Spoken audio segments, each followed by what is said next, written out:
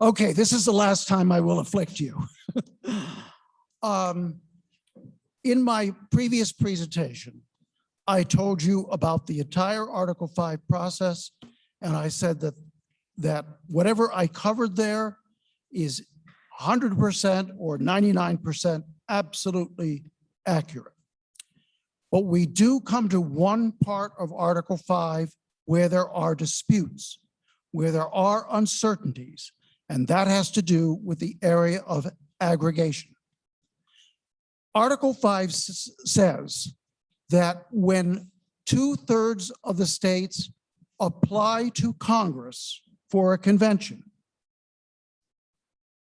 Congress shall call a convention. Congress must call a convention.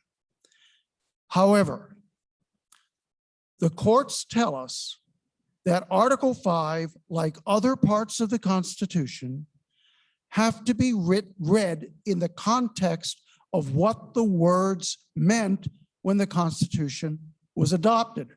Remember when I was talking about the congressional call, I said that the Congress is limited to specifying the time and place and subject matter of the convention and no more. We know that because we know what a call was in the founding era. Similarly, during the founding era, when a convention was being set up, you didn't combine subject matters necessarily.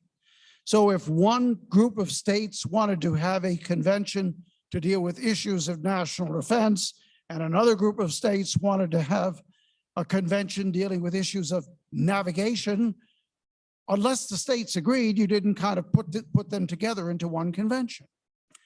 And so almost everybody, there are a few outliers, but almost everybody who's looked at Article 5 and studied it has said that to have 34 states, to count to 34, there has to be some overlap in the subject matter that they're applying for.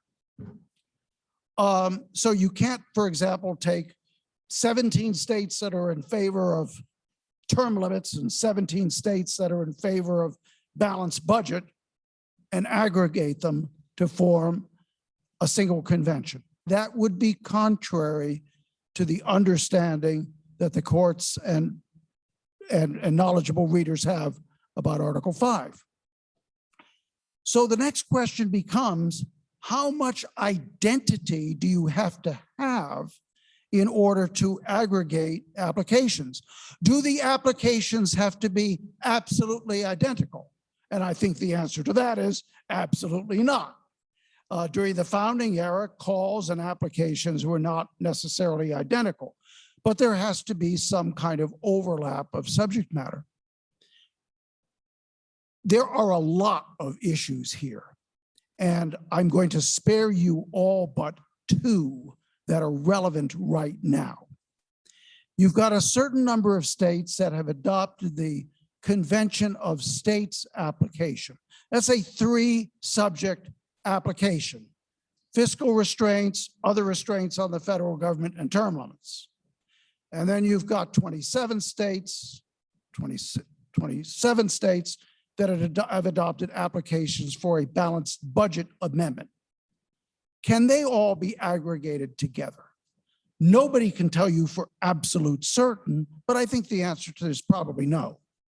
And the reason the answer is probably no is because when states are applying for a balanced budget amendment, and that's a qualitatively different kind of convention from what the Convention of States folks want.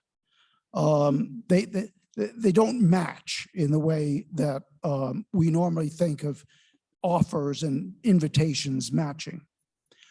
However,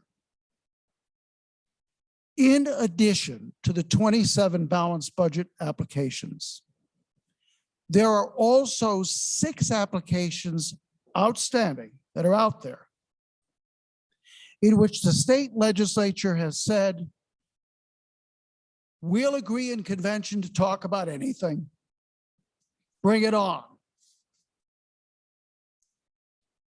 And so the question arises as to whether the balanced budget amendment applications should be aggregated with those open or plenary applications to reach a total of 33.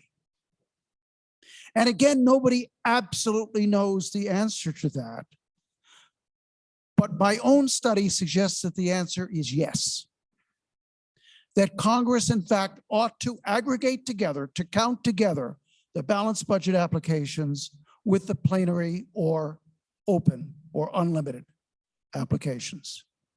Because when those open applications were passed, the legislatures were saying, we're willing to talk about anything. Now, will Congress, in fact, aggregate them? I don't know.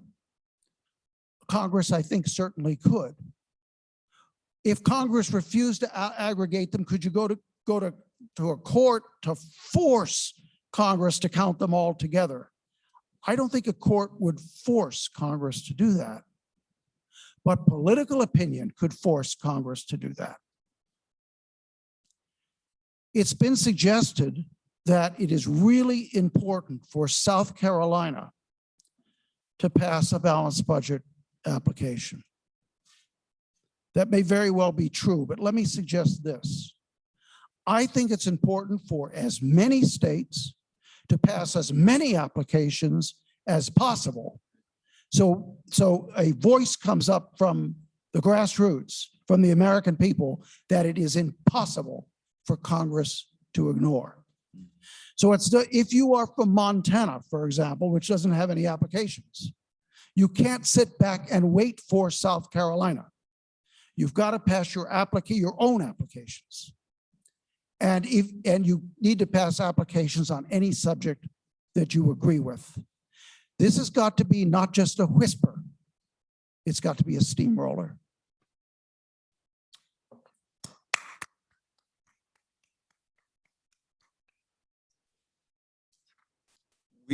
Thank you, Rob. That's you are on the cusp of a tremendous opportunity. You think of the opportunity of getting states to convention on fiscal responsibility.